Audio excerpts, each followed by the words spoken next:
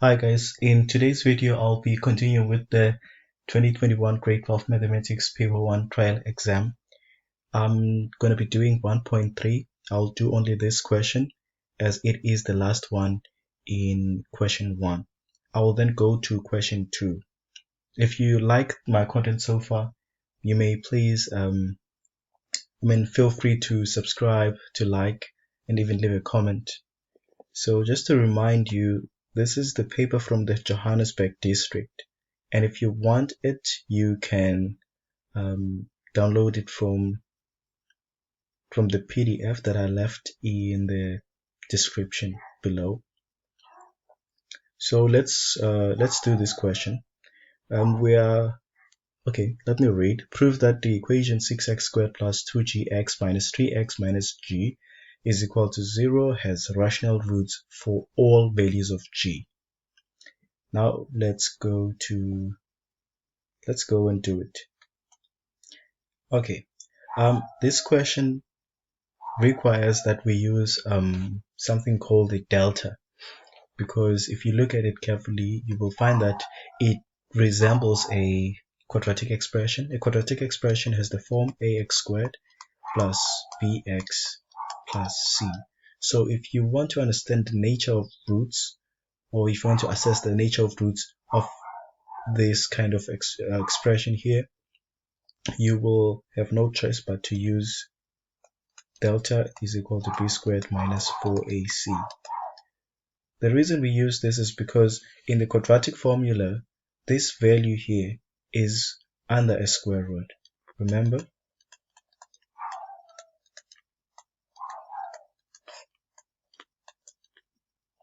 When you are finding your roots, this part here is under a square root. So if, for example, you have a negative value here, then your roots will not be real. You will have imaginary roots. That's what we say at first year university, but then that's beyond the scope of the content that we're dealing with. But it's very important to realize the significance of using b squared minus 4ac. Okay, so let's look at the equation that we're given here. Let's write it in such a way that we can see b, a, and c. Once we see b, a, and c, we will then be able to substitute them in this formula to find the delta. So we want to prove that the x values, the function is, okay, let me read the question again. Don't want to say weird things here. So we have to prove that this has rational roots. Okay.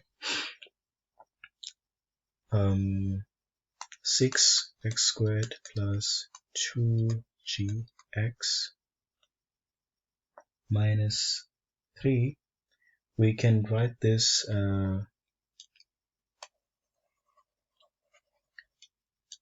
we should try to find a single coefficient of x. So we can take out x between 2gx and 3. So we're going to have 2g minus 3.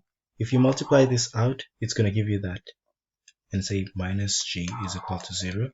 G is a constant, so it's the same as c. So essentially, what you will be left with will be a, b, and c.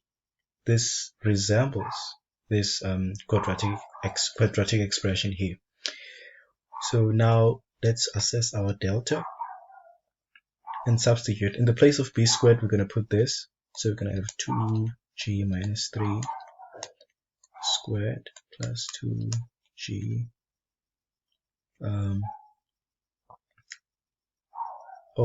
in the place of, say, minus 4a, in the place of a we're going to put 6, in the place of c we're going to put negative g. If we expand this, we're gonna get 4g squared minus 12g plus 9. 4 times 6 is minus 24, but then there's a negative there, so negative times negative is positive, so in multiplied by g we're gonna get that. Okay, Now we have this expression here. What we can try to do is to sort of like simplify it so that it's easy to use. 4g squared, negative 12g plus 24g is going to be 12g plus 9. This becomes 2g plus 3 squared. And by the way, if you want to know how to move from here to this and how to move from here to this, tell me. I will post a video about it. You can just tell me in the comment section below this video, but because I assume that many people know how to do this. Okay, now back to the question. Our delta here is 2g plus 3 all squared. This means that delta is a perfect square. Delta is a perfect square.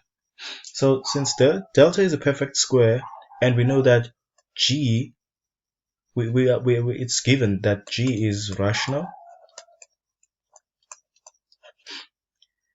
If you have a perfect square made up of rational g numbers, then the perfect square will also be rational. And by the way, why is the perfect square rational? Let me make an example. Let's say, for example, we had 1. Let's say we had 3, where g is equal to 3. G is equal to 3 would have a delta of 3. 2 times 3 plus 3 squared. So delta will be this one here. I'm going to substitute g is equal to 3, and that's going to give me 2 times 3 is 6, 6 plus 3 is equal to 9, 9 squared is equal to 81. So delta is also rational in the sense that 81 is a perfect square, and not because of that, but because a rational number by definition has to be, we've got to be able to write it as a fraction of for form. I will just choose some arbitrary values, m over q. If you can write a number in this form, that would then prove that it's rational. 81 can be written as a fraction as well. You can write it as 81 over 1. You can write it as it could be any way, any simplification that you would think of, but still it would resemble a fraction. I hope this makes sense. If you want more examples of this kind, tell me. I will post more questions about it.